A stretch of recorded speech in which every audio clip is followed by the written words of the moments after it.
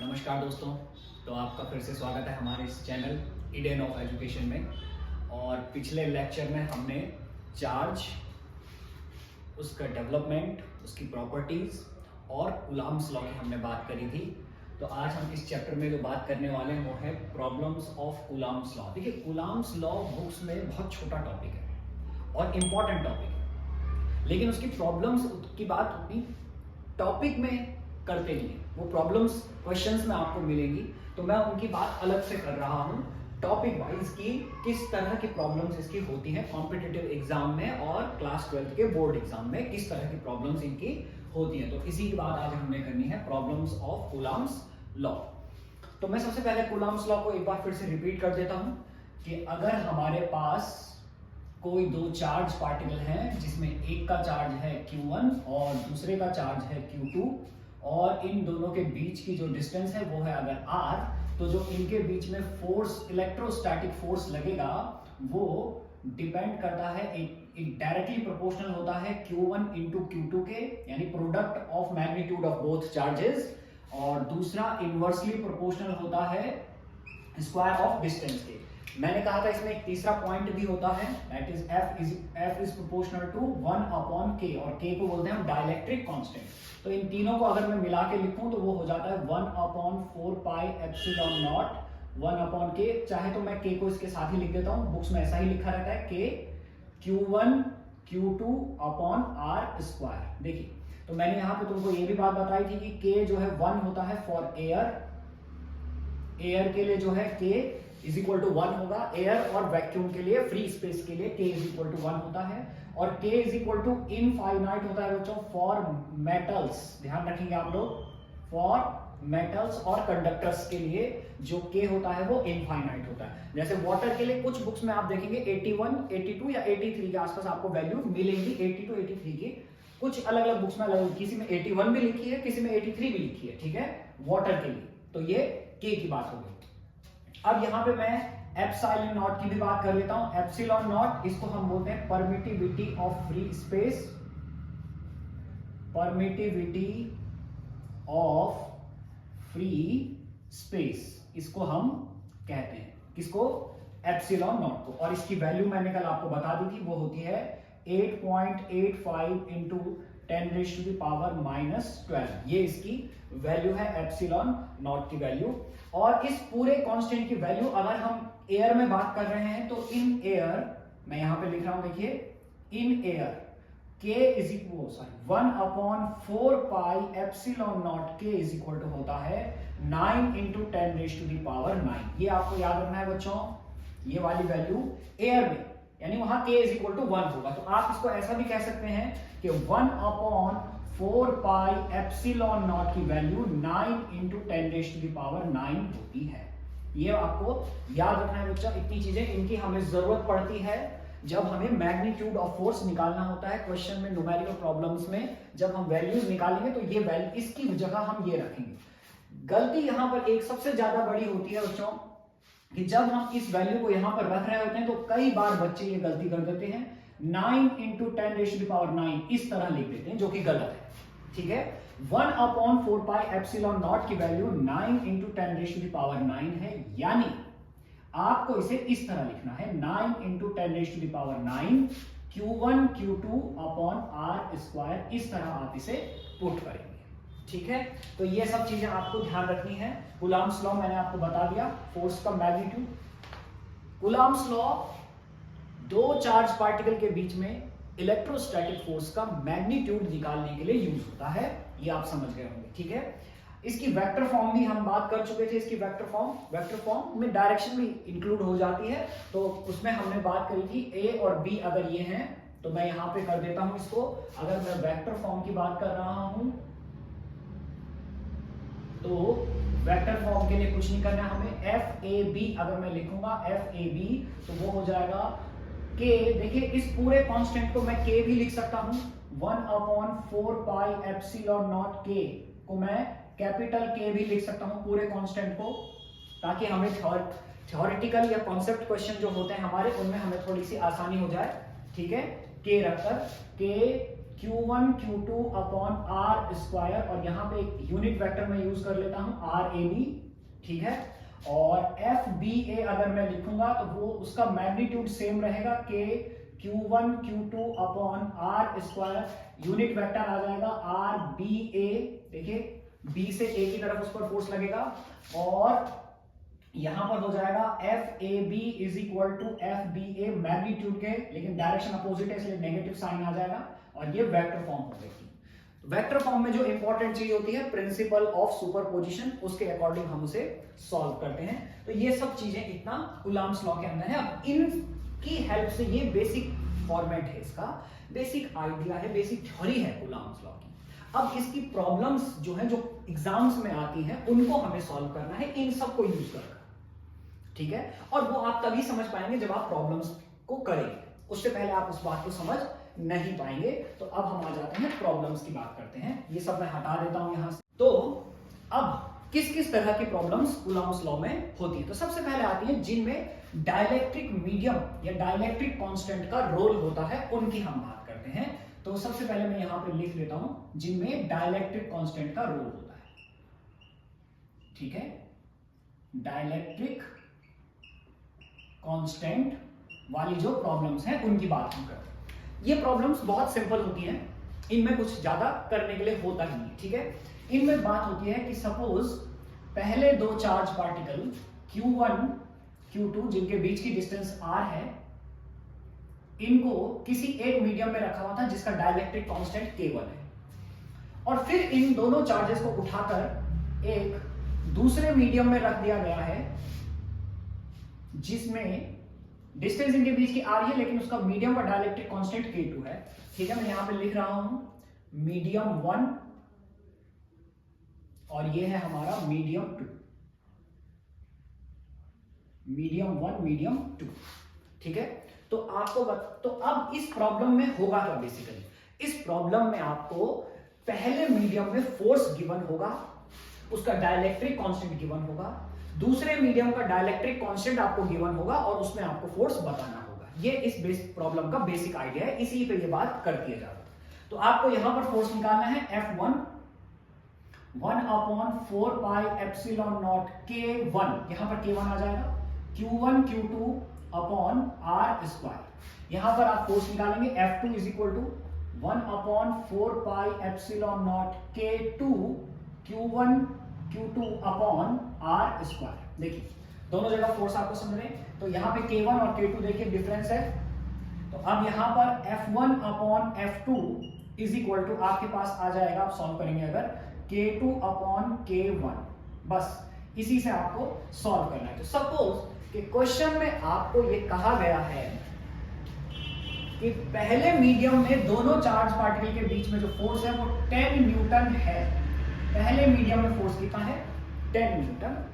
दूसरे मीडियम में आपको फोर्स बताना है कितना होगा, और डाइलेक्ट्रिक कांस्टेंट की वैल्यू आपको दे दी है 6, जबकि पहला मीडियम जो है वो एयर है।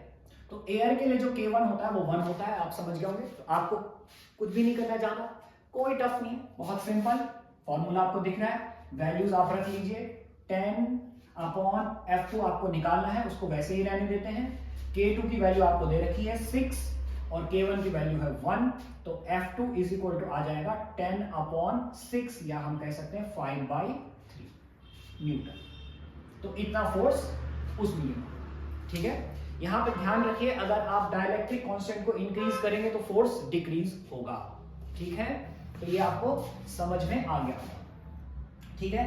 यहां पर मैं एक और बात कर लेता हूं, ग्राफ की बात करना भी बहुत जरूरी है बच्चों, ग्राफ के क्वेश्चन भी बहुत ज्यादा आते हैं।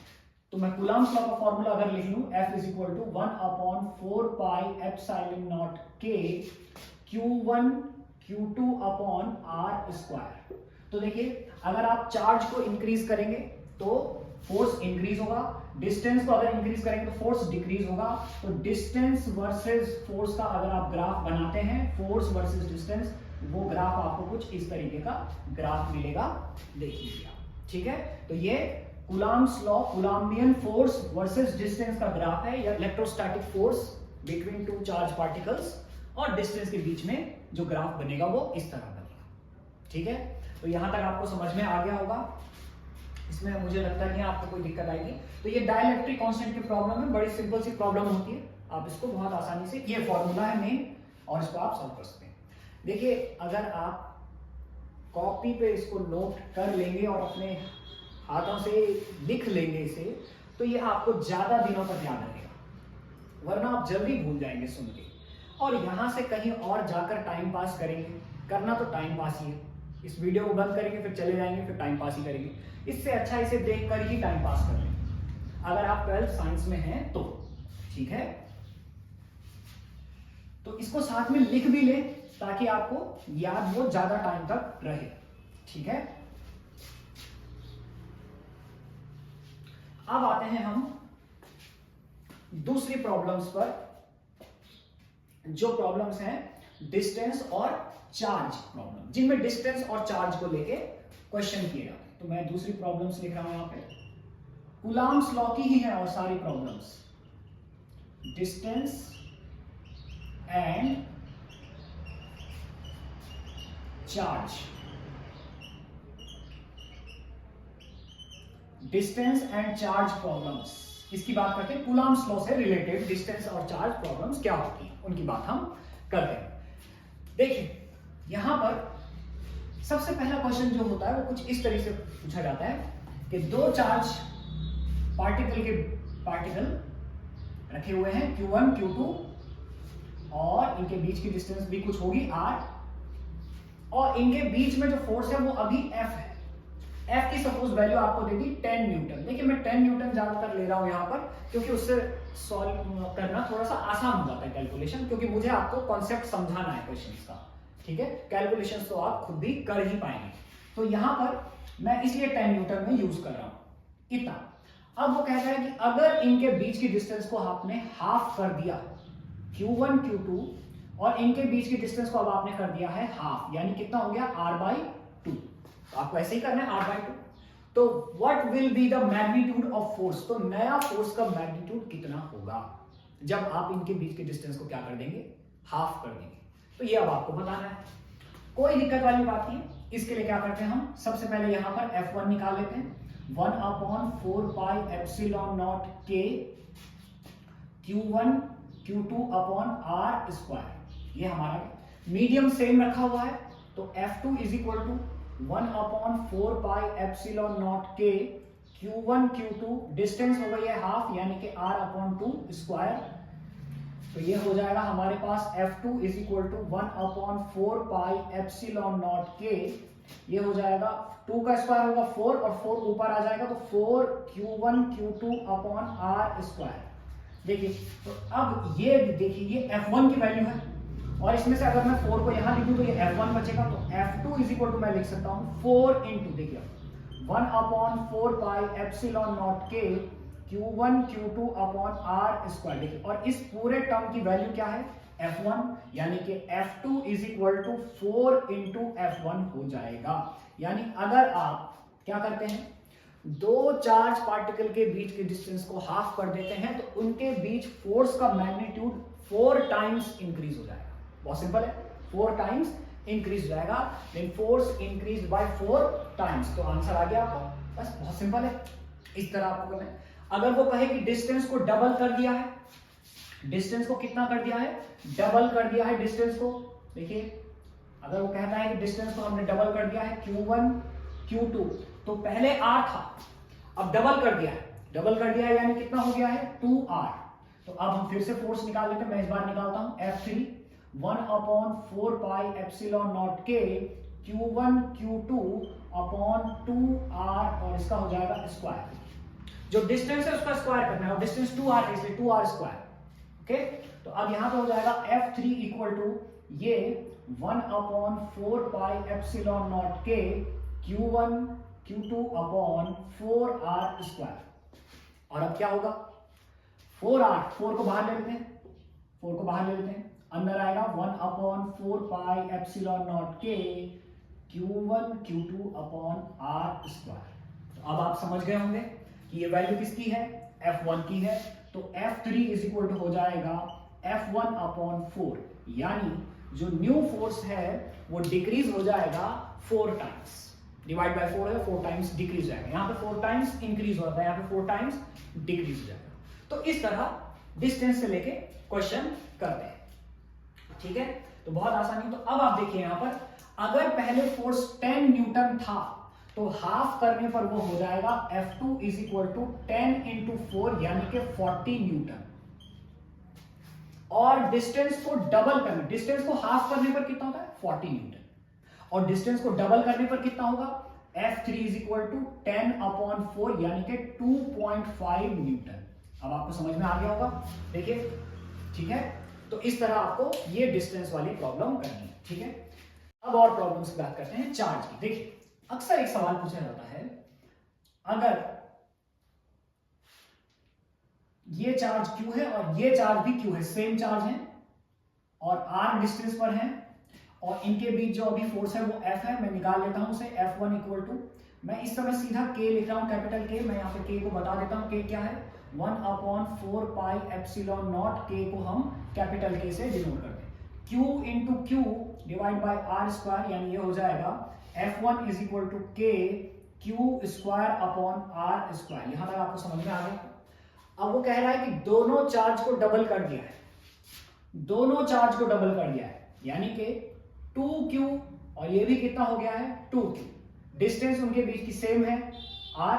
तो अब कितना फोर्स होगा, तो मैं अब F को निकाल लेता हूं, K 2Q into 2Q divide by R square, F2 is equal to K 4Q square upon R square.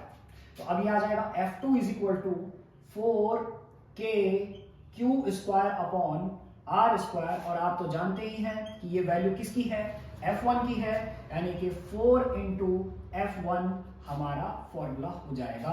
यानी अगर दोनों चार्ज के मैग्नीट्यूड को डबल कर देते हैं तो फोर्स फिर से 4 टाइम्स इंक्रीज हो जाएगा। अब ये क्वेश्चन चार्ज के टर्म्स में कम पूछा जाता है, ये क्वेश्चन दूसरे टर्म्स में पूछा जाता है। फॉर एग्जाम्पल कि एयर में दो प्रोटॉन के बीच में, एयर में दो प्रोटॉन के बीच में जो फोर्स है वो 10 न्यूटन है, तो एयर में दो अल्फा पार्टिकल के बीच में कितना फोर्स होगा, दो अल्फा पार्टिकल के बीच में कितना फोर्स होगा। ये क्वेश्चन इस तरह से पूछ सकता है। देखिए कि एयर में अगर दो प्रोटॉन के बीच में 10 न्यूटन का फोर्स लग रहा है तो एयर में दो अल्फा पार्टिकल के बीच में कितना फोर्स लगेगा। What is the force between two alpha particles in air if the force between two protons at the same distance in air is 10 Newton?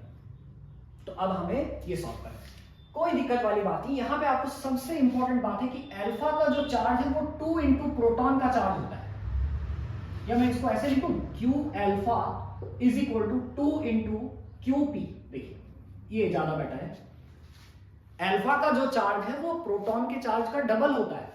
बहुत सिंपल, तो अब हो गया सॉल्व। तो अल्फा का चार्ज यानी कि प्रोटॉन 2p दोनों चार्ज डबल हो गए। बहुत सिंपल, दोनों चार्ज डबल हो गए हैं। तो अगर फोर्स 10 न्यूटन था तो F अल्फा जो हमारा आएगा वो आएगा 40 न्यूटन, क्योंकि F alpha is equal to होगा 4 इंटू FP। प्रोटॉन के बीच में जो फोर्स है उसका 4 टाइम्स होगा, क्योंकि Q alpha is equal to 2 into QP होता है। बहुत सिंपल क्वेश्चन, देखिए कितना सिंपल क्वेश्चन है।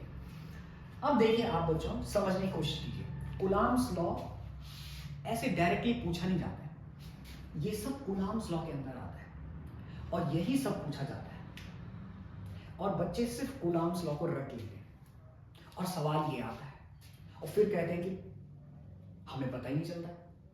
दरअसल ये पता तभी चलेगा जब आप इन चीजों को करेंगे, तब आपको समझ में आएगा, तब आपका जो सोचने का लिमिट है, आपके जो सोचने की दायरा जो आपका सोचने का वो थोड़ा बढ़ेगा, तब आप समझ पाएंगे कि ये भी कूलॉम्स लॉ है, ये कोई अलग चीज नहीं है, ये भी कूलॉम्स लॉ है। तब आपको पता चलेगा कि कूलॉम्स लॉ जो कहते हैं बुक्स में, कूलॉम्स लॉ जो 2-3 लाइन या एक पेज पे खत्म हो गया, वेक्टर फॉर्म को समझा के खत्म कर दिया, वो उतना नहीं है, वो काफी कुछ है।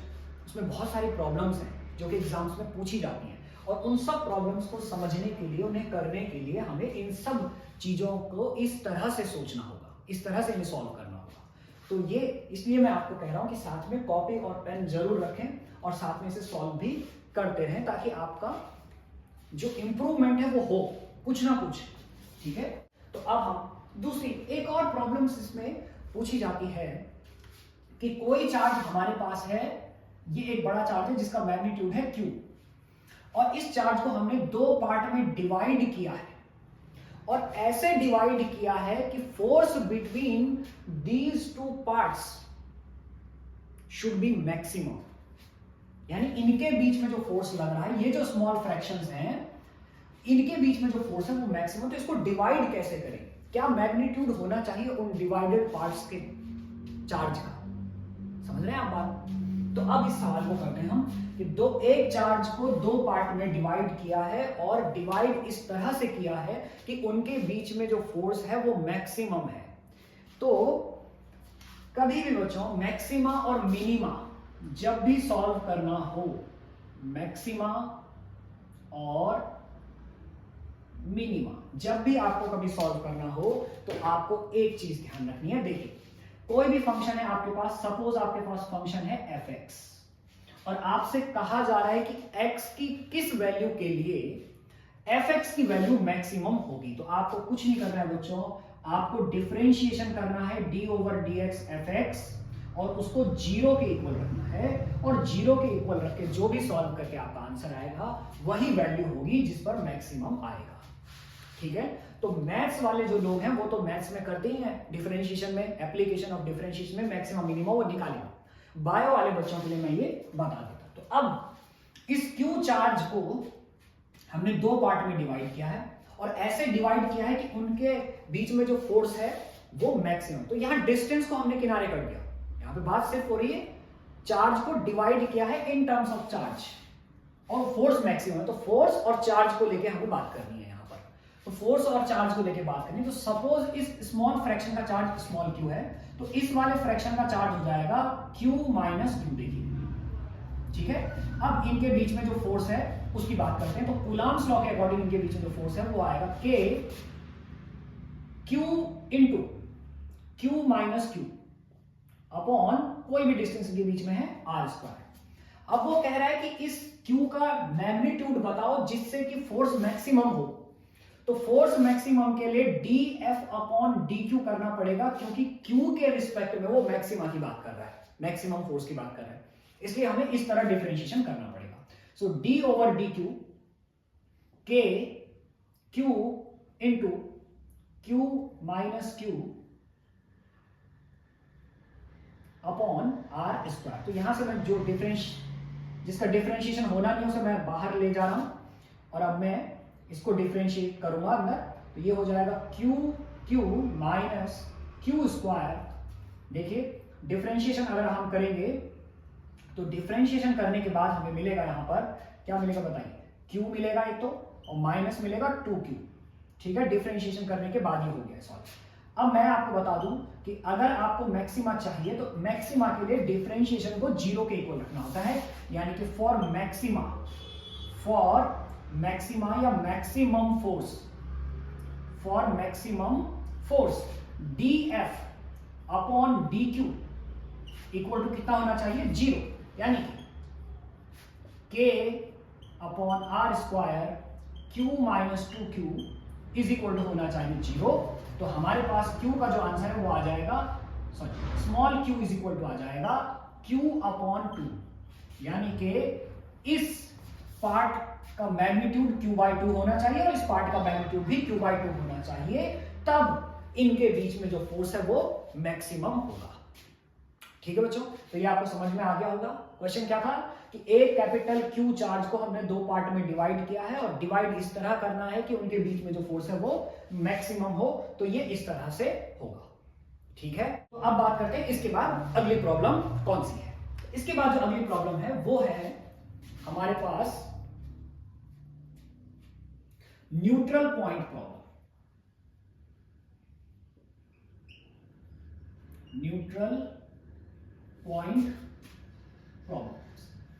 न्यूट्रल पॉइंट प्रॉब्लम्स का मतलब क्या होता है, कूलम्ब्स लॉ में तो हम फोर्स की बात करते हैं। तो ये प्रॉब्लम्स किस तरह से आपसे पूछी जाती है। देखिए इस प्रॉब्लम में क्या होगा, आपको दो चार्ज गिवन Q1 और Q2, सपोज ये दोनों पॉजिटिव चार्ज हैं, दोनों की दोनों। ठीक है, और ये किसी पर्टिकुलर डिस्टेंस पे ये रखे हुए, सपोज ये इनके बीच की डिस्टेंस है r, और अब वो कहेगा कि इनके बीच में कहां पर मैं एक टेस्ट चार्ज Q0 रख दूं, test charge Q0, unit test charge जिसका मैग्नीट्यूड 1 कूलम होता है, यूनिट टेस्ट चार्ज, उसको कहां पर मैं रखूं इन दोनों के बीच में, जिससे उस पे लगने वाला नेट फोर्स 0 रहे। ठीक है, इस Q0 को कहां पर इन दोनों के बीच में रखें ताकि नेट फोर्स 0 रहे उस पर। तो ये क्वेश्चन है आपका। अब देखिए इसको करने के लिए क्या करेंगे हम, कि सपोज इसको हमने Q1 चार्ज से x डिस्टेंस पर रख दिया है। अब इस पर नेट फोर्स 0 लग रहा है, तो देखिए इसकी वजह से इस पर फोर्स लग रहा है इस तरफ, जो कि होगा, मैं सपोज इसको 1 पॉइंट कर देता हूं, इसको 2 पॉइंट कर देता हूं, तो ये मैं कर देता हूं F2, और इसकी वजह से इस तरफ लगेगा जो कि होगा F1। यहां तक आपको समझ में आ गया होगा। देखिए F1 F2, और अब हमें इन दोनों का मैग्नीट्यूड निकालना है। तो सबसे पहले F1 निकालते हैं। देखिए F1 Q1 और Q0 के बीच में जो फोर्स है वो होगा K Q1 Q0 upon R, sorry यहां पे उन दोनों के बीच की डिस्टेंस है x, तो यहां आ जाएगा x स्क्वायर। अब निकालते हैं F2, F2 इसके और इसके बीच का force K Q2 Q0 upon, देखिए यहां से यहां तक x डिस्टेंस है, तो यहां से यहां तक कितना होगा, जबकि ये पूरी डिस्टेंस r है, ये वाली जो डिस्टेंस होगी वो होगा r माइनस एक्स, तो यहां पे आ जाएगा r minus x whole square. यहां तक आपको समझ में आ रहा होगा। अब इस पर लगने वाला नेट फोर्स 0 होना चाहिए। देखिए तो 0 होने के लिए देखिए F1 माइनस F2, क्योंकि दोनों देखिए अपोजिट डायरेक्शन से, F1 minus F2 is equal to क्या हो जाएगा, 0 हो जाएगा। तो यानी कि F1 इज इक्वल टू क्या हो जाएगा, F2 हो जाएगा, तभी वो 0 हो सकता है। तो यहां पे हो जाएगा K Q1 Q0 upon x square is equal to K Q2 Q0 upon R minus x square. Q0 से Q0 कैंसिल हो जाएगा, K से K कैंसिल हो गया, तो हमारे पास बचेगा Q1 upon x square is equal to Q2 upon R minus x square. ये हमारे पास फॉर्मूला आ गया है।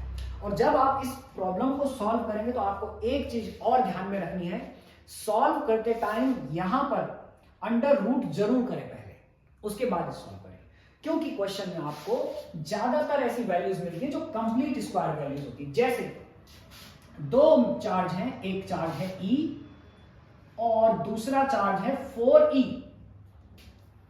अब इन दोनों के बीच की डिस्टेंस है a, स्मॉल a, तो इनके बीच में कहां पर मैं एक E को रखूं जिस पर, ताकि उस पे लगने वाला नेट फोर्स 0 रहे। ये क्वेश्चन है सपोज E एंड 4E, ये आपको बहुत सारी बुक्स में मिल जाएगा, 11th-12th की बुक्स में ये क्वेश्चन होगा।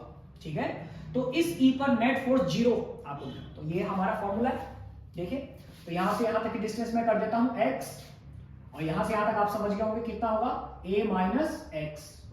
ठीक है, तो अब हमारे पास फॉर्मूला है, देखिए Q1 upon x square, Q1 की जगह क्या है E, तो E upon x square is equal to Q2 की जगह है 4E, तो 4E upon a minus x square. देखिए E से E कैंसिल हो गया, 1 upon x square is equal to 4 upon a minus x square. अब इसे आप ऐसे सॉल्व करेंगे अगर ओपन करके तो बहुत लंबा प्रोसेस हो जाएगा, इसलिए अंडर रूट कर लीजिए दोनों side. Under root 1 upon x square under root 4 upon a minus x square. देखिए और ये हो जाएगा हमारे पास 1 upon x 2 upon a minus x, और क्रॉस मल्टीप्लाई आप कर लीजिए इसका, a minus x equal to 2x, और ये हो जाएगा a इक्वल टू, बताइए कितना, 3x, तो x इक्वल टू आ गया हमारे पास a बाई 3, यानी कि a बाई 3 डिस्टेंस पर अगर आप E को रखते हैं, इस E से 1 से अगर आप a बाई 3 पर E को रखेंगे तो आपको उस पर लगने वाला नेट फोर्स 0 मिलेगा। ठीक है,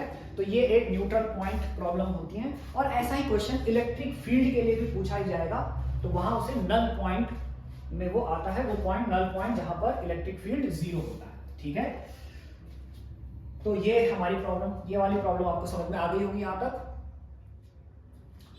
नेक्स्ट प्रॉब्लम होती है बच्चों हमारी ज्योमेट्रिकल प्रॉब्लम।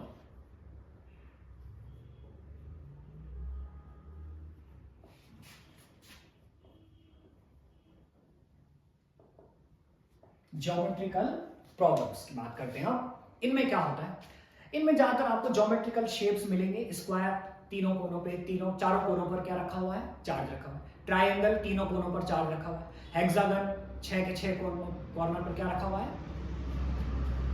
क्या रखा उसमें जो है चार्ज रखा हुआ आपको मिलेगा। ठीक है, तो अब हमें इस तरह की प्रॉब्लम्स को सॉल्व करना है। देखिए, तो यहां पर बच्चों जो यूज होता है वो होता है प्रिंसिपल ऑफ सुपरपोजिशन। ये वाली जो प्रॉब्लम्स है ये प्रिंसिपल ऑफ सुपरपोजिशन से होती है। इससे पहले जो हमने न्यूट्रल पॉइंट वाली प्रॉब्लम करी है वो भी हमारा प्रिंसिपल ऑफ सुपरपोजिशन से होगा। ये भी प्रिंसिपल ऑफ सुपरपोजिशन की ही प्रॉब्लम्स है। तो ये एक स्क्वायर हमारे पास है,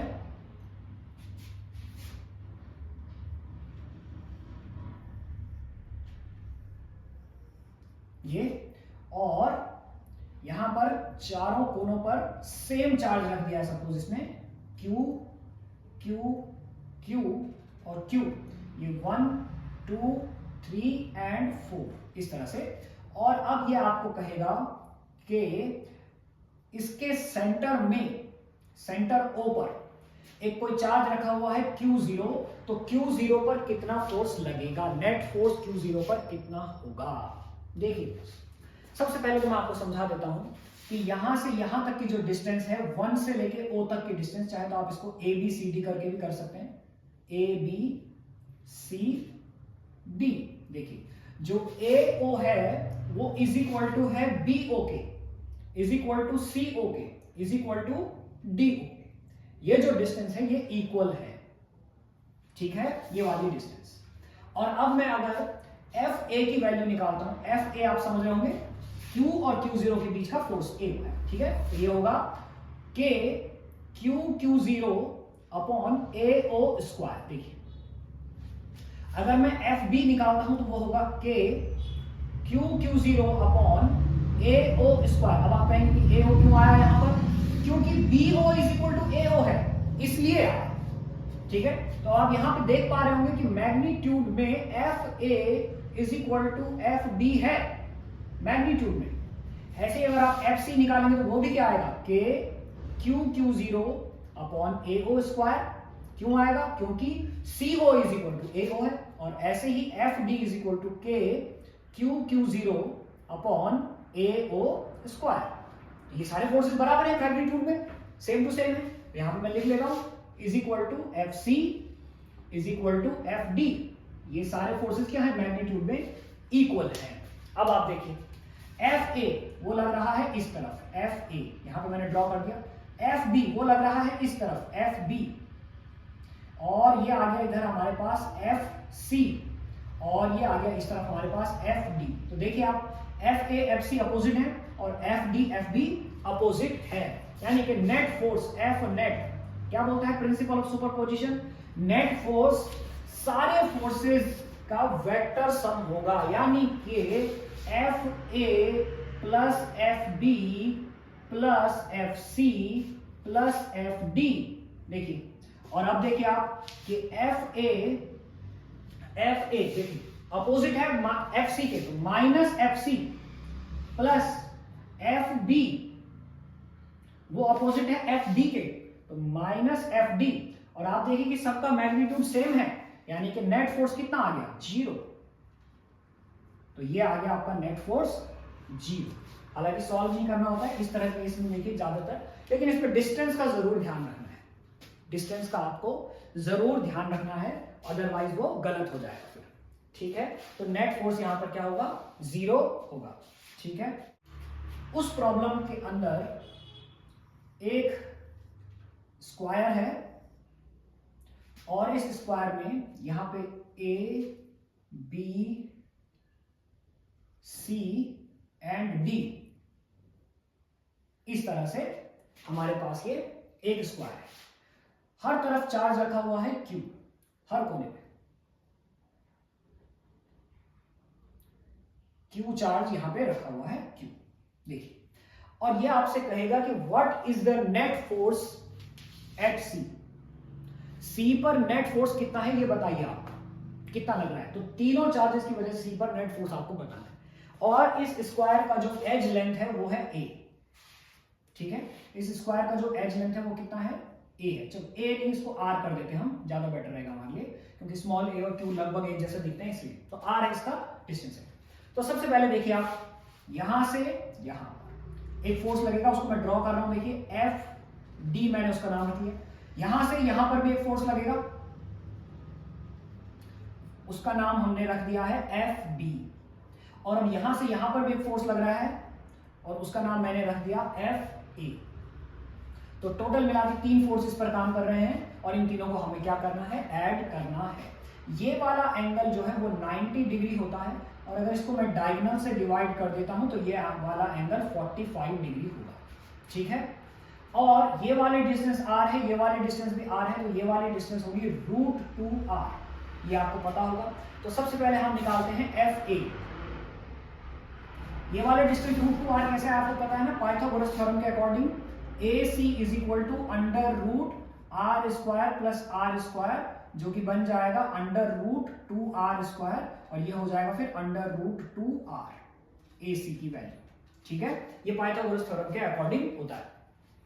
तो अब हमें निकालनी है वैल्यू किसकी, FA की। सबसे पहले तो FA की वैल्यू की बात करते हैं कूलम्ब्स लॉ के अकॉर्डिंग।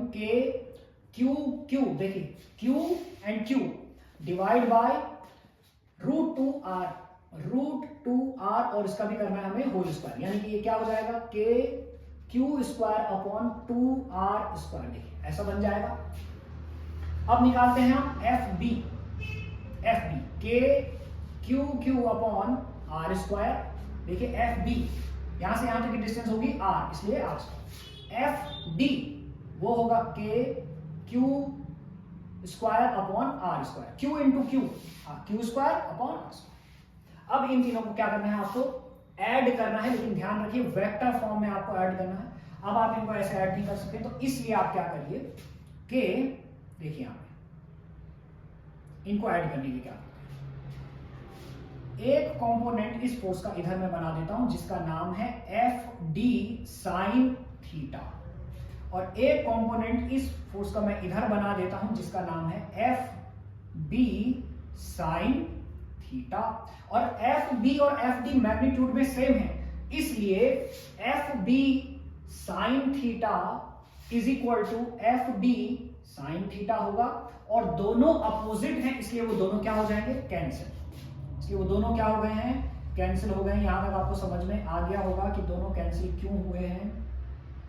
ठीक है, अब देखिए, अब इधर भी एक कंपोनेंट बना देते हैं इसका।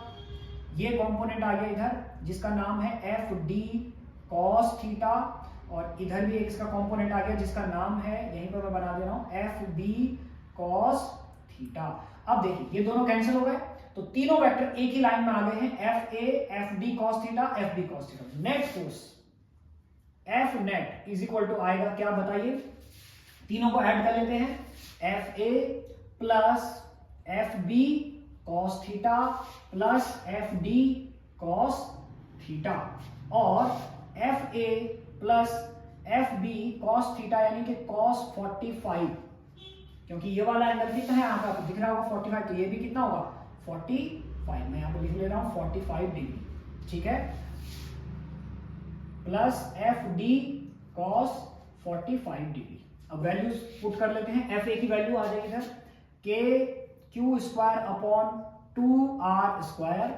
FB की वैल्यू रख देते हैं KQ² upon r² into cos 45 की value 1/√2 plus KQ² upon r² 1/√2। यहां से जो कॉमन है उसे कॉमन कर देते हैं हम, KQ² अपॉन r² कॉमन आ गया है, 1/2 प्लस 1/√2 प्लस 1/√2। और अब आप इनको ऐड कर सकते हैं, और ऐड करने के बाद ये आपके पास आएगा KQ² अपॉन r²। इन तीनों का एलसीएम आ गया है √2, और यहां पर आ जाएगा 2√2, इनका एलसीएम हो गया है, तो ये हो जाएगा √2 प्लस 2 प्लस 2। ठीक है, तो आप इसको चाहे तो ऐसे भी लिख सकते हैं, net force F net is equal to, net force देखिए कितना हो जाएगा, KQ² अपॉन r², और ब्रैकेट के अंदर आ जाएगा हमारे पास 4√4 प्लस √2 अपॉन 2√2। ये हमारा आंसर है। आप चाहे तो इसको आगे भी सॉल्व कर सकते हैं। अगर आप कॉम्पिटिटिव एग्जाम की प्रिपरेशन करते हैं तो उसमें ये भी आगे सॉल्व कर रखा होगा और ऑप्शन में आपको फिर वो आंसर दिखाई देगा। ठीक है, तो इस तरह इस प्रॉब्लम को सॉल्व किया जाएगा और ये भी प्रिंसिपल ऑफ सुपरपोजिशन में आएगी, ये भी उसी कॉन्सेप्ट की प्रॉब्लम है। ठीक है, अब एक और ज्योमेट्रिकल प्रॉब्लम की बात करते हैं, ट्राइंगल की। वो भी बहुत पॉपुलर प्रॉब्लम है ट्राइंगल की। देखिए, ये हमारे पास एक इक्विलैटरल ट्राइंगल आपको मिलेगा इस तरह से। ये एक इक्विलैटरल ट्राइंगल है, हो सकता है बोर्ड पे ना बना हो बिल्कुल प्रॉपर, लेकिन आपको कंसीडर ऐसे ही करना है। और सपोज के ये जो डिस्टेंस है इसमें r है, ये कितनी डिस्टेंस है इसमें r है, और यहां जो चार्ज है वो है q, q और q। ठीक है, तो मैं डिस्टेंस को ले लेता हूं 10 सेंटीमीटर और चार्ज को मैं ले लेता हूं 10 माइक्रोकूलम। 10 माइक्रोकूलम जो चार्ज है वो 10 माइक्रोकूलम है और डिस्टेंस कितना है 10 सेंटीमीटर। इक्विलैटरल ट्राइंगल है ये, तो आपको बताना है ए बी सी। बी पर जो चार्ज है उस पर नेट फोर्स कितना होगा, बी वाले चार्ज पर नेट फोर्स कितना होगा। ठीक है, इस प्रॉब्लम में आपको ये बताना, कोई दिक्कत वाली बात नहीं है। देखिए, ये वाला जो चार्ज है वो इस पर इस डायरेक्शन में फोर्स लगाएगा, ये इधर मैंने फोर्स बना दिया, इसका एफ ए इसका नाम हो गया, और ये वाला जो चार्ज है वो इस पर इधर फोर्स लगाएगा और उसका नाम हो गया एफ बी। ठीक है, डिस्टेंस आपको पता ही है आर। अब देखिए, जो एंगल यहां पर है थीटा, वही एंगल यहां पर भी होगा। मैं इसको क्यू को यहां लिख ले रहा हूं 10 माइक्रोकूलम, यहां पर भी होगा। ठीक है, थीटा। तो सबसे पहले थीटा की बात करें। इक्विलैटरल ट्राइंगल के लिए आपको पता है थीटा इज इक्वल टू कितना होगा 60 डिग्री। सबसे पहली बात तो ये आ गई हमारे पास, कितना होगा 60 डिग्री। ठीक है, अब हम निकालते हैं एफ ए की वैल्यू। देखिए, एफ ए की वैल्यू के Q into Q upon R square. देखिए, के की वैल्यू होती है 9 into 10 raise to the power 9 और क्यू की वैल्यू हमने लिखी है 10 माइक्रोकूलम, यानी कि 10 into 10 raise to the power -6 into 10 into 10 raise to the power -6 divide by 10 centimetre distance है, 10 into 10 raise to the power -2 और इसका भी हो जाएगा होल स्क्वायर। तो ये आ गया 9 into 10 raise to the power 9 और ये हो जाएगा 100 into 10 raise to the power -12 divide by 100 into 10 raise to the power -4। तो आंसर हो जाएगा 9 इंटू ये हमारे पास कितना आएगा -12, ये ऊपर आएगा 13, तो ये हो जाएगा 10 रेज़ टू द पावर 1, यानी कि टोटल आंसर हो रहा है 90। ठीक है, यहां तक आपको समझ में आ गया होगा कि 90 हमारा आंसर कैसे आ रहा है। ठीक है, क्लियर। तो एफ ए की जो वैल्यू आ रही है वो आ रही है 90 न्यूटन। अब एफ बी की बात कर लेते हैं। F B is equal to K Q into Q upon R square. तो उसकी वैल्यू भी लगभग नहीं, एग्जैक्टली 90 न्यूटन ही आएगी, क्योंकि वो डिस्टेंस वही है।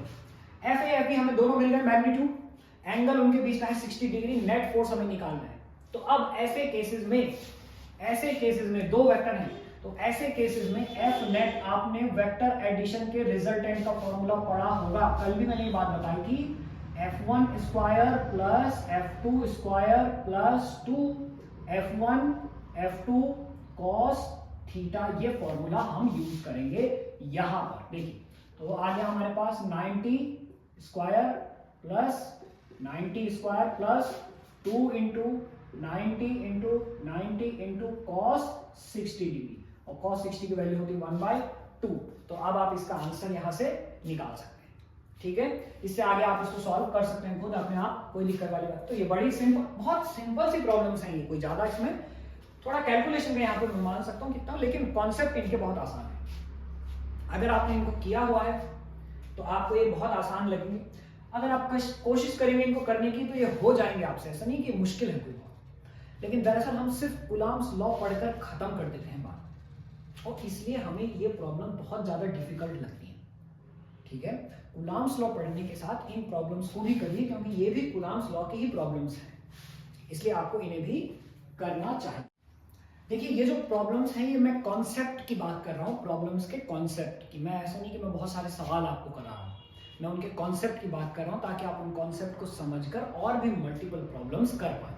ठीक है, अब हम एक और प्रॉब्लम देखते हैं कि हमारे पास 6 चार्जेस हैं, plus Q minus Q minus Q minus Q, और इनको एक रेगुलर हेक्सागन के कॉर्नर पर आपको अरेंज करना है, एक रेगुलर हेक्सागन के कॉर्नर पर। और अरेंज आपको इस तरह करना है, अरेंज आपको इस तरह करना है, ए बी सी डी, पहले तो मैं ये हेक्सागन बना लेता हूं पूरा, ई एफ, ये हमारा रेगुलर हेक्सागन है। और इसके 6 कॉर्नर पर इन 6 चार्जेस को आपको अरेंज करना है। लेकिन किस तरह अरेंज करना है कि सेंटर में जो Q0 चार्ज रखा हुआ है, सेंटर में जो Q0 चार्ज हमने रखा है, Q0 charge net force on Q0 is equal to होगा 2F, और F जो है वो है फोर्स बिटवीन एनी 2 चार्जेस।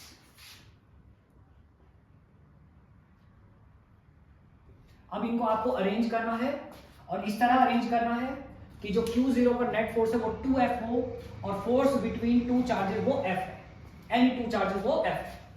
अब आप कैसे अरेंज करेंगे, देखिए अगर आप ऐसे अरेंज करते हैं, फॉर एग्जाम्पल कि यहां पे आपने रखा +2, यहां पे आपने रखा -2, यहां आपने रखा +2, यहां आपने रखा -2, यहां आपने रखा +2, और यहां आपने रखा -2, ठीक है। तो देखिए क्या होगा, इस Q0 पर एक फोर्स लगेगा इधर की तरफ, वो भी फोर्स लगाएगा इधर, ये वाला फोर्स लगाएगा इधर, और ये वाला फोर्स लगाएगा इधर, और फिर ये जो है इधर और इधर, और नेट फोर्स इसका फिर से 0 हो जाएगा। तो 0 नहीं करना है, 0 नहीं करना है, कितना करना है, 2F करना है। तो 2F करने के लिए आपको अरेंज करना है, देखिए कैसे। अब देखिए ये जो फोर्स लगा रहा है वो फोर्स न्यूट्रल हो जाना चाहिए इधर से, यहां पे मैं रख देता हूं -2। अब अगर यहां +2 आप रखते हैं तो इसका फोर्स भी न्यूट्रल हो जाए, इससे भी यहां आपने रख दिया +2। और अब देखिए आप कि यहां आपने -2 रखा हुआ है, यहां आपने +2 रखा है, इसको ऐसे ही रहने देते हैं, क्योंकि Q0 पर अगर इधर की तरफ फोर्स लग रहा है F, तो ये +2 भी इधर की तरफ फोर्स लगाएगा F, और F + F हो जाएगा 2F। कितना हो जाएगा, 2F। बस। तो ये क्वेश्चन जो है इस तरह सॉल्व नहीं किया जा सकता, इसे आप दिमाग से ही सॉल्व कर पाएंगे, सोच कर, ज्योमेट्री को देख कर, कि समझ कर, अरेंज करके, किस तरह। इसमें कोई वैसी प्रॉब्लम आप लगा नहीं सकते, वैसा कॉन्सेप्ट मैथमेटिकल, ठीक है। तो इस तरह की चीजें होती हैं, कई बार इस तरह के सवाल भी पूछे जाते हैं। अब आगे आते हैं बच्चों इक्विलिब्रियम प्रॉब्लम्स पर।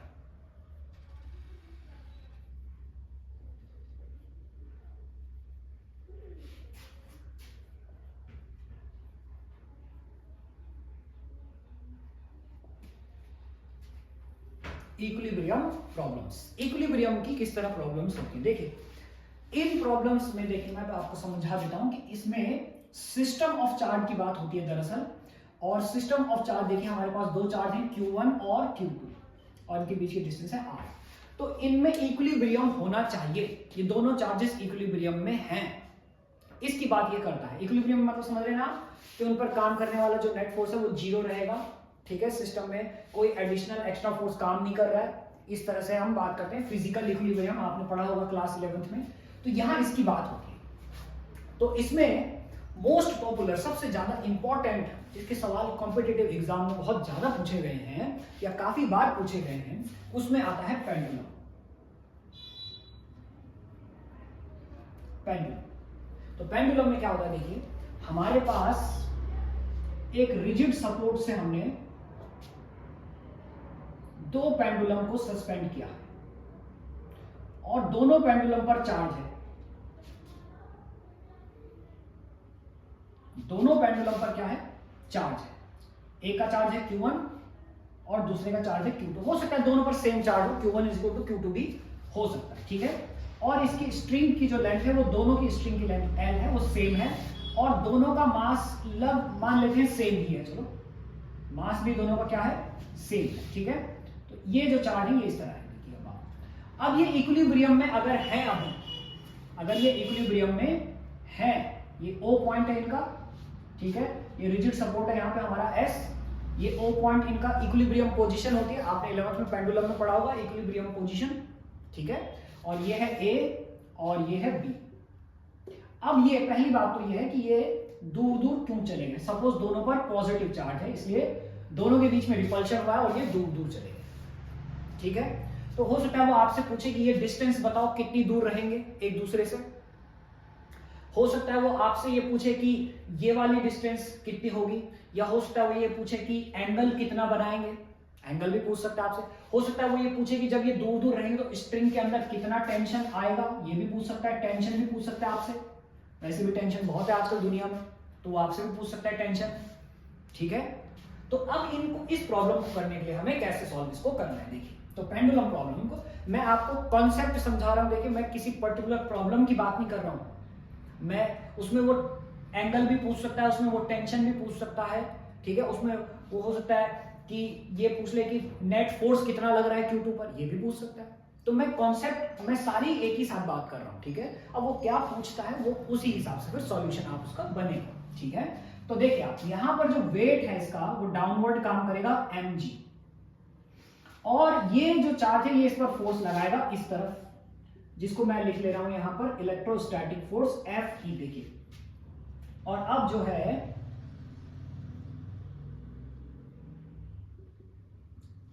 ये इनको हमने सॉल्व किया है दोनों को, और ये आ गया नेट फोर्स F नेट, ये आ गया हमारे पास नेट फोर्स, देखिए इस तरह से ये बनेगा हमारे पास। तो अब अगर ये वाला एंगल यहां पर थीटा है तो ये वाला एंगल भी यहां पर थीटा होगा ज्योमेट्री के रूल्स के अकॉर्डिंग, ठीक है। और सपोज मैं इस वाली डिस्टेंस को यहां से कर लेता हूं y, और इस वाली डिस्टेंस को मैं कर लेता हूं यहां से x, ये वाली डिस्टेंस l है, देखिए, ठीक है। तो सबसे पहले हम l की बात कर लेते हैं। l इज इक्वल टू जो होगा वो होगा under root y square plus x square, ये पाइथागोरस के अकॉर्डिंग आपको पता है। अगर x यहां पर बहुत ज्यादा छोटा है y से, तो उस केस में आप l nearly equal to y भी हो सकता है, ठीक है। ये केस मैंने बता दिया, जब ऐसा होगा तब ये बात करेंगे हम, अदरवाइज ये, ठीक है। ये बहुत पॉपुलर प्रॉब्लम है, जो बहुत कुछ इसमें पूछा जाता है, इसलिए मैं इसकी बात कर रहा हूं यहां पर। तो यहां अगर आपको समझ में आ गया होगा ये पेंडुलम, ठीक है, ये बात आपको समझ में आ गई यहां पे।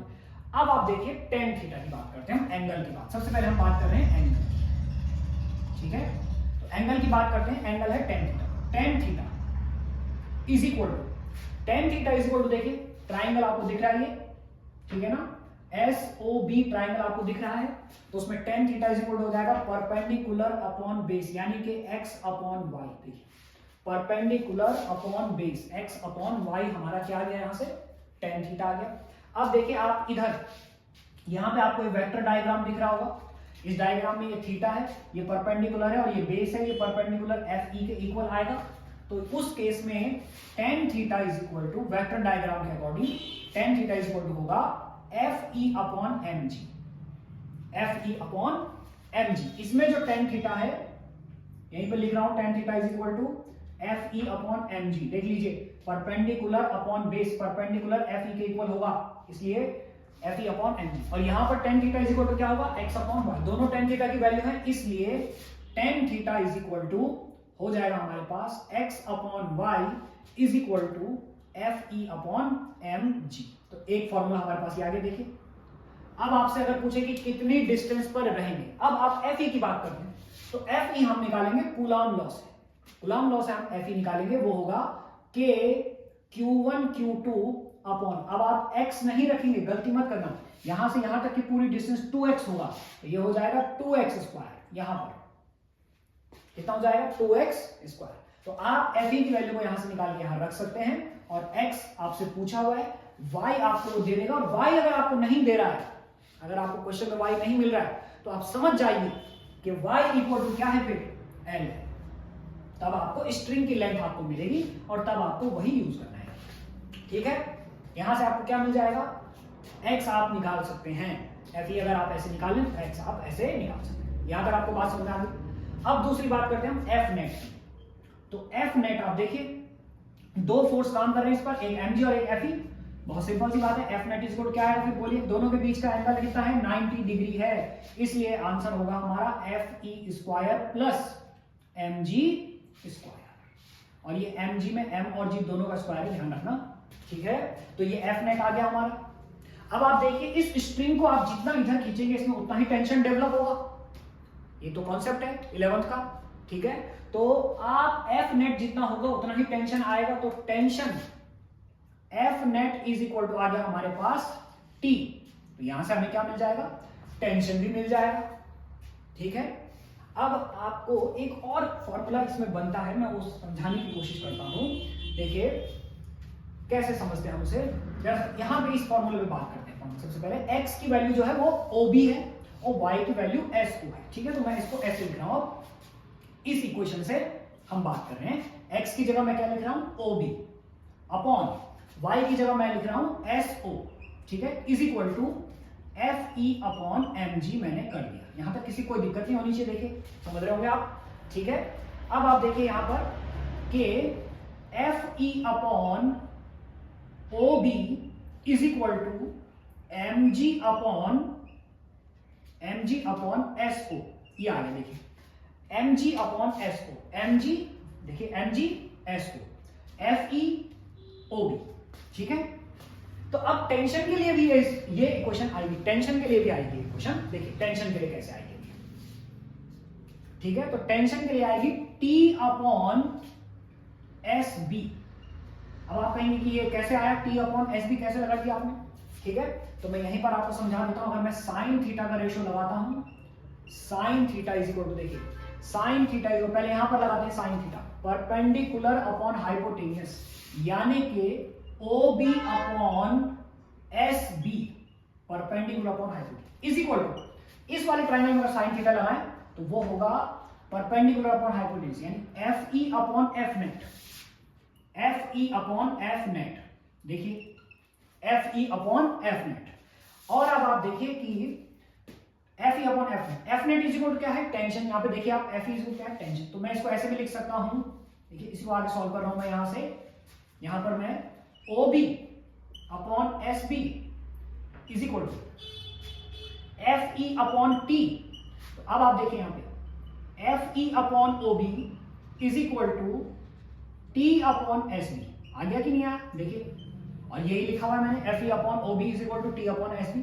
तो आप इससे भी सॉल्व कर सकते हैं। इनमें ध्यान रखिए कि यहां पर आपको कोई दो चीजें वो देगा और तीसरी आपको निकालनी पड़ेगी, तो आप इस इक्वेशन को लगा के भी सॉल्व कर सकते हैं। देखिए ठीक है, तो ये इतनी चीज देखिए। अब इसके अलावा मैं और भी बात करता हूं, लामीज थ्योरम भी यूज कर सकते हैं आप। लामीज थ्योरम, लामीज थ्योरम में एंगल की बात होती है, ध्यान रखना कि किसकी बात होती है, वहां एंगल की बात होती है। देखिए ये वाला एंगल यहां पे बनेगा 90 डिग्री, इसमें आपको कोई दिक्कत नहीं, ये थीटा हो गया, तो ये एंगल आपको समझ में आ रहा होगा, ये कितना होगा, फिर 90 माइनस थीटा होगा। और अगर ये 90 माइनस थीटा है तो फिर ये भी कितना होगा, 90 माइनस थीटा। तो यहां भी आपको एंगल मिल जाएगा थीटा प्लस थीटा, जो भी होगा। ठीक है, सॉल्व करके 90 माइनस थीटा। ये वाला एंगल आपको समझ में आ रहा होगा, ये कितना बनेगा, देखिए 180 माइनस थीटा। ये वाला एंगल बन जाएगा 180 माइनस थीटा इधर। फिर इधर जो एंगल आएगा वो 180 माइनस ये एंगल बन जाएगा। समझ रहे हैं आप मेरी बात। तो अब मैं इसको ऐसा ना लिख के ऐसे टर्म्स में लिख रहा हूं, कुछ देखिए कि ये वाला एंगल मैं कर देता हूं सपोज थीटा 1 है, और ये वाला एंगल मैं कर देता हूं सपोज थीटा 2 है, और ये वाला एंगल मैं सपोज कर देता हूं वो थीटा 3 है। तो तब आपको पता ही था कि F1 upon sine theta 1, F2 upon sine theta 2, F3 upon sine theta 3, Lami's theorem.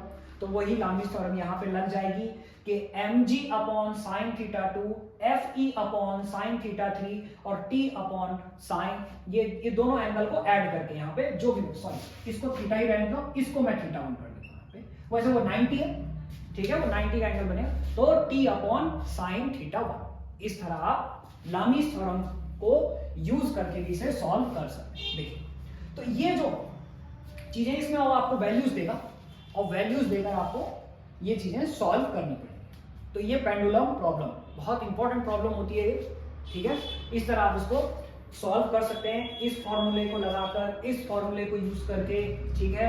इस फॉर्मूले से आप एफ नेट निकाल सकते हैं, इस फॉर्मूले से आप टेंशन, फिर F net is equal to tension होगा तो टेंशन इन स्ट्रिंग निकाल सकते हैं। यहाँ पे मैंने बताया। अब देखिए ये जो जजमेंट है बच्चों, ये क्वेश्चन में आपको करना पड़ता है, और ये क्वेश्चन करके ही पता लगता है। जब आप ज्यादा से ज्यादा क्वेश्चन करेंगे तो आपको पता लगेगा कि कब आपको ये लगाना है, कब आपको नहीं लगाना है। अब मान लीजिए उसने आपसे कोई ऐसी वैल्यू पूछ ली जिसमें y का रोल आ रहा है, लेकिन y की वैल्यू दे ही नहीं रखी, तो आपको समझना है उसमें, और l की वैल्यू आपको दे रखी है, तो समझना है आपको उस समय कि यहाँ पर जो है वो l is nearly equal to y होगा, तब हम इसे सॉल्व कर पाएंगे। और ये प्रैक्टिस ऑफ क्वेश्चन से पता लगेगा आपको, इसलिए आपको प्रैक्टिस ऑफ क्वेश्चन बहुत ज्यादा करनी है।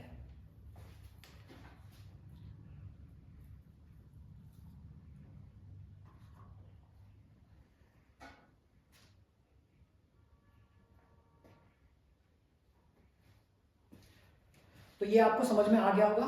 अब इसके बाद जो है अब दूसरी प्रॉब्लम की बात करते हैं। दूसरा इक्विलिब्रियम में ही दूसरी प्रॉब्लम्स भी होती हैं पेंडुलम के अलावा। देखिए पेंडुलम के अलावा इसमें दूसरी प्रॉब्लम्स होती हैं सिस्टम ऑफ चार्जेस को लेके। पेंडुलम और सिस्टम ऑफ चार्जेस को लेके, सिस्टम ऑफ चार्जेस में देखिए जैसे कि हमारे ये प्रॉब्लम अभी हमने सॉल्व भी करी है, बल्कि ये यहां पर दो चार्ज आपको दे रखे हैं। एक चार्ज है Q और दूसरा चार्ज है Q। सपोज ये Q1 है, ये Q2 है, मान लेता हूं मैं Q1 और Q2 है, और इनके बीच में कह रहा है कि सेंटर पर एक चार्ज मैंने रखा है Q0 या Q स्मॉल q। एक चार्ज मैंने रखा है, सेंटर पर रखा है बिल्कुल, और इस Q का मैग्नीट्यूड आपको बताना है जिसके लिए the whole system is in equilibrium, जिसके लिए पूरा सिस्टम इक्विलिब्रियम में रहे।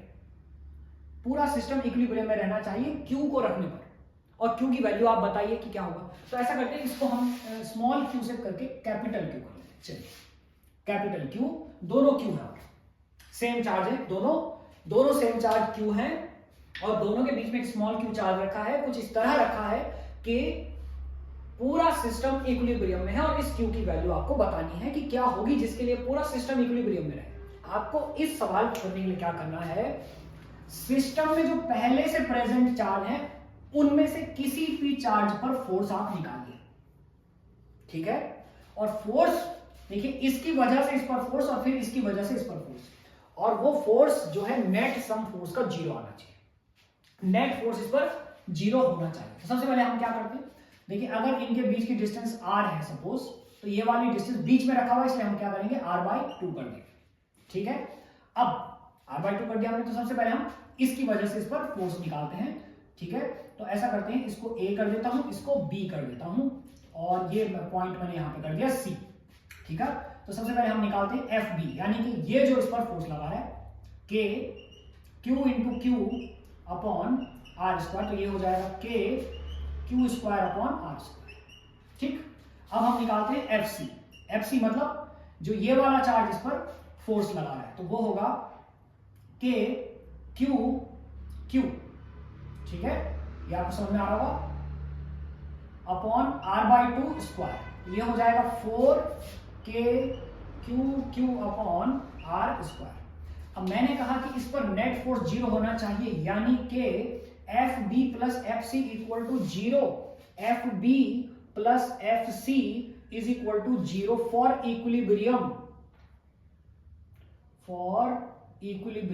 इक्विलिब्रियम के लिए नेट फोर्स जो है उस पर 0 होना चाहिए, तभी वो इक्विलिब्रियम में आएगा। फिजिकल इक्विलिब्रियम किसी भी पार्टिकल का तभी मेंटेन होता है जब उस पर काम करने वाला नेट फोर्स 0 हो, ठीक है। तो अब हम ये सॉल्व करते हैं, तो वैल्यू रख देते हैं हम K Q² upon r² plus 4K Q upon r² equal to 0, और ये आ गया हमारे पास K Q² upon r² is equal to minus 4K Q upon r²। देखिए कैंसिल हो जाएगा, r² K कैंसिल हो जाएगा, Q से एक Q भी कट जाएगा, तो Q इज इक्वल टू आ जाएगा माइनस 4Q, तो Q इज इक्वल टू आ जाएगा माइनस Q अपॉन 4। तो इतना चार्ज होना चाहिए, ये वैल्यू होनी चाहिए Q की वैल्यू ये होनी चाहिए, तब वो क्या कर पाएगा, इस सिस्टम का इक्विलिब्रियम मेंटेन कर पाएगा, अदरवाइज, ठीक है।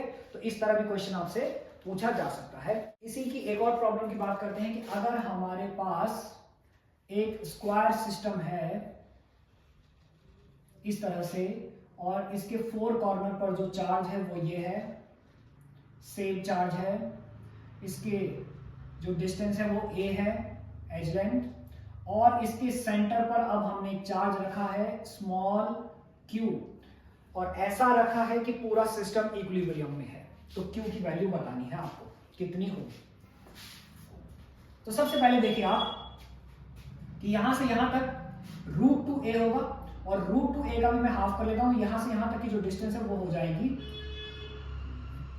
a/√2, ठीक है। मैं बता देता हूं √2a, उसका भी हाफ कर रहे हैं, इसलिए ये आएगा a अपॉन √2। देखिए यहां पे आपको समझ में आ गया होगा। तो ये जो डिस्टेंस है ओ से लेकर ए बी सी डी, तो ओ से लेकर सी तक की जो डिस्टेंस है ओ सी, वो है a अपॉन रूट टू।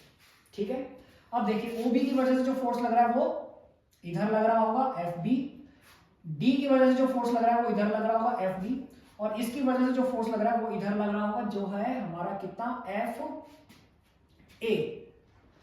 ठीक है, नेट फोर्स जो है हमारा इसी तरफ आएगा FA, अभी हम पिछले प्रॉब्लम्स में ये सॉल्व कर चुके हैं FA, और इसकी वजह से अब इस नेट फोर्स को हमें जीरो करना है। सपोज इसकी वजह से कोई फोर्स लग रहा है, वो FO हम लिख लेते हैं FO।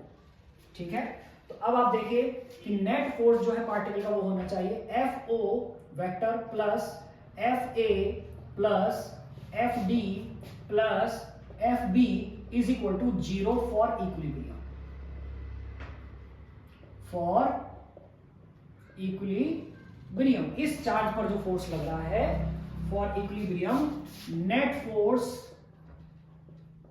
On charge at C, तो वो कितना होना चाहिए, 0 होना चाहिए। ऐसा करते हैं, पहले FA FD और FB को सॉल्व कर लेते हैं हम। ठीक है, जिसको मैं नाम दे रहा हूं F1 is equal to FA plus FD plus FB को हम सॉल्व कर लेते हैं। तो FA की वैल्यू मैं अलग से लिख रहा हूं, अब देखिए यहां पर FA इज इक्वल टू होगा K Q स्क्वायर, सीधा ही लिख रहा हूं Q into Q square upon यहां से यहां तक की डिस्टेंस है √2a, तो √2a का हो जाएगा स्क्वायर, और √2a का स्क्वायर करने के बाद आएगा 2a स्क्वायर। FD वो आएगा हमारे पास, FD को सॉल्व करते हैं अगर, तो हमारे पास आएगा कितना बताइए, K Q square upon a square, और सिमिलरली FB भी हमारे पास इतना ही आएगा K Q square upon a square. और अब हमें इन तीनों को क्या करना है, ऐड करना है। लेकिन ध्यान रखिए आप जरा सा यहाँ पे एक बात का ध्यान रखना है आपको कि ये जो एंगल है ये है 45 डिग्री का। ठीक है, स्क्वायर में ये एंगल 45 डिग्री का ही होता है, और 45 डिग्री में फिर से देखिए यहाँ पे FD साइन थीटा कैंसिल हो जाएगा FB साइन थीटा से। तो याद रखिए आपको सिर्फ आपके पास बचेगा cos थीटा, यानी कि FD cos थीटा और FB cos थीटा आपके पास बचेगा। तो मैं यहाँ पे लिख रहा हूं कि इसको ऐड करके F1 का जो मैग्नीट्यूड आएगा वो आएगा FA magnitude plus FD cos theta या cos 45 प्लस FB cos 45।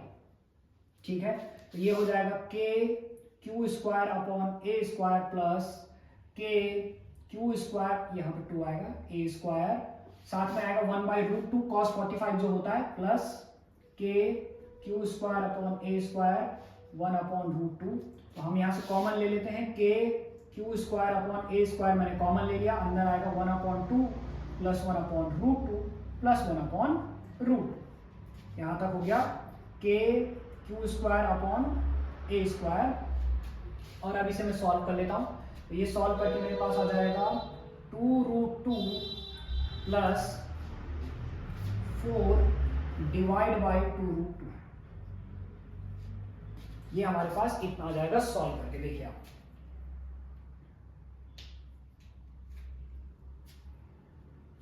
ठीक है,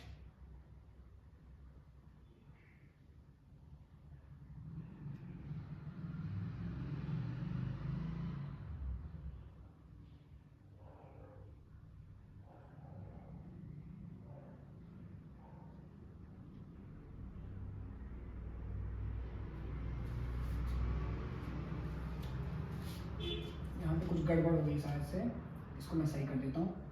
ये √2 हो जाएगा, ठीक है, √2 प्लस 4 अपॉन 2√2।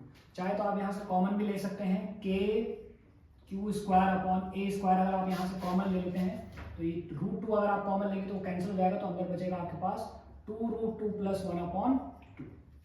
तो ये आपका आंसर हो जाएगा यहाँ पर। ये F1 की वैल्यू आ गई हमारे पास। अब हमें इसमें आगे इसको यहाँ पर रखना है, तो यहाँ पर रखेंगे तो FO plus F1 is equal to 0 था, और FO की वैल्यू वहां हमने निकाल रखी है। FO निकाला नहीं हमने अभी, FO यहाँ से निकाल लेते। देखिए FO ये यहां से यहां तक की डिस्टेंस, तो ये हो जाएगा के क्यू, यहां देखिए क्यू, ये वाला चार्ज क्यू और ये वाला चार्ज स्मॉल क्यू, ठीक है, अपॉन ये वाली जो डिस्टेंस है a अपॉन √2 का स्क्वायर हो जाएगा। तो ये आंसर आएगा हमारे पास 2k Q square upon a square. तो वहां रख देता हूं मैं इसको। तो fa की वैल्यू होगी k 2k क्यू क्यू, यहां पे क्यू आएगा, अपॉन a स्क्वायर प्लस ये वाली वैल्यू जो हमारे पास है k Q square upon a square 2√2 plus 1 divide by 2 is equal to 0। अब यहां से इसको उधर लेके चले जाते हैं। So 2k Q Q upon a square is equal to minus k Q square upon a square 2√2 plus 1 upon 2। तो k से k कैंसिल हो जाएगा, q से 1q कैंसिल हो जाएगा, a स्क्वायर से a स्क्वायर कैंसिल हो गया, 2q is equal to minus q 2√2 plus 1 upon 2। और अब देखिए q इज इक्वल टू आ गया हमारे पास माइनस q बाई 4 2√2 प्लस 1, ये हमारा आंसर है। तो स्मॉल q की वैल्यू इस सिस्टम को इक्विलिब्रियम में रखने के लिए स्मॉल q की वैल्यू ये होनी चाहिए और वो नेगेटिव में होना चाहिए अगर कैपिटल Q पॉजिटिव है तो, ठीक है। तो इस तरह आप इसको सॉल्व कर सकते हैं। तो ये इस तरह के क्वेश्चंस इक्विलिब्रियम के प्रॉब्लम्स के अंदर आते हैं जिन्हें आपको इस तरह सॉल्व करना है, ठीक है। एक और सिंपल सी प्रॉब्लम्स की मैं बात कर लेता हूं। बहुत सिंपल सी प्रॉब्लम है। अगर आपको कोऑर्डिनेट सिस्टम में बात हो रही है, सपोज ये x एक्सिस है और ये y एक्सिस है, एक चार्ज यहां पर रखा हुआ है ओरिजिन में q1 और दूसरा चार्ज यहां पर रखा हुआ है q2 कुछ डिस्टेंस पर, इसके कोऑर्डिनेट a, 0 है। तो आपको इन दोनों पर जो फोर्स लग रहा है वो बताना है क्या होगा। अब आप समझिए, सपोज ये O है और ये पॉइंट A है। तो पहले मैं FOA की बात करता हूं। FOA दोनों पॉजिटिव चार्ज हैं, ठीक है। तो FOA यानी जो A चार्ज O पर फोर्स लगाया वो होगा K Q1 Q2 अपॉन वहां से वहां तक की डिस्टेंस है A, इसलिए A स्क्वायर। लेकिन इसकी डायरेक्शन क्या होगी? तो इसकी डायरेक्शन आप देखिए इस तरफ होगी, FOA इस तरफ इसकी डायरेक्शन। तो इसलिए आपको यहां पे लगाना पड़ेगा माइनस आई कैप, ध्यान रखिए। जबकि आप अगर बात करते हैं FAO की तो वो होगा K Q1 Q2 upon A square और ये फोर्स लगेगा इस तरफ, देखिए इसके साथ आपको लगाना पड़ेगा प्लस आई कैप। तो बस ये बहुत सिंपल सी बात है, इसमें नेगेटिव इसमें पॉजिटिव, इस तरह से ध्यान रखना है आपको माइनस आई कैप और प्लस आई कैप का एक्सिस के अलावा, ठीक है बच्चों। तो ये हमारी कंप्लीट हो गई है प्रॉब्लम्स ऑफ कूलम्ब्स लॉ, जो कि बहुत सारे एग्जाम्स में पूछी गई हैं। तो यहां तक आपको समझ में आ गया होगा। अब मिलेंगे अगले लेक्चर में। Thank you so much.